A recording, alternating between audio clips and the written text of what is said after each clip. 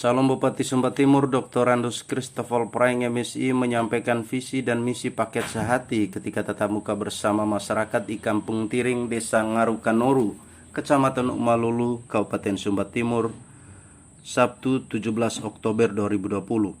Pada kesempatan tersebut, Dr. Randus Christopher Praeng MSI yang berpasangan dengan David Melowadu ST itu menjelaskan tagline tentang sehati, yaitu sejahtera, harmoni, dan tertib. Ya, saya pikir pertama bahwa Sumba Timur sehati, sejahtera, harmoni, dan tertib. Kita tahu Sumba Timur ini 30,02% itu masyarakat masih miskin. Artinya apa?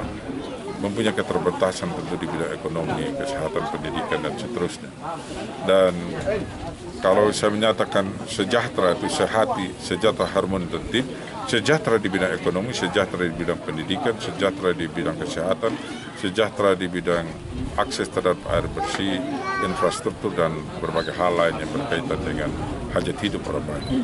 Harmoni, kita tahu Sumba Timur ini dia menjadi Indonesia mini.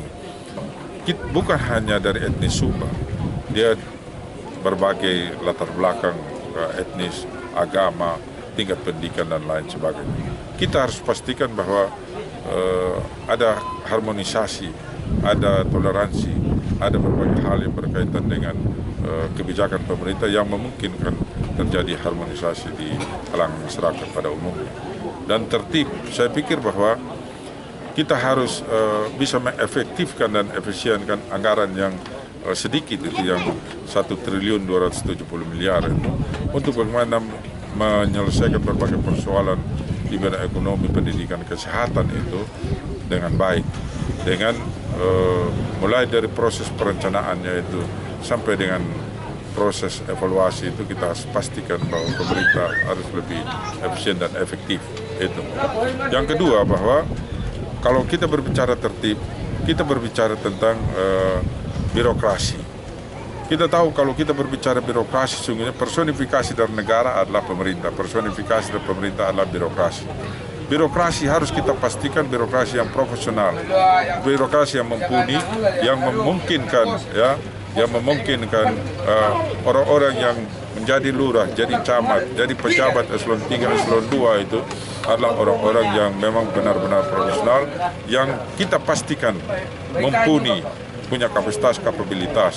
Karena kalau kita mengangkat para pejabat yang tidak mumpuni, tidak profesional, rakyat yang menjadi korban. Dan saya tidak mau rakyat menjadi korban dilayani orang yang tidak profesional, tidak mumpuni. Saya harus pastikan itu. Saya tidak melihat dari agama apa, etnis apa, tetapi sesungguhnya yang punya pengetahuan yang cukup, hati yang melayani, komitmen untuk sebuah perubahan Sumba Timur. Mari sudah kita bersama-sama untuk membangun Sumba Timur yang kita cintai. Sehati, sehati, sehati, nomor satu, nomor satu, nomor satu. Dari Sumba Timur NTT, Yosukur melaporkan.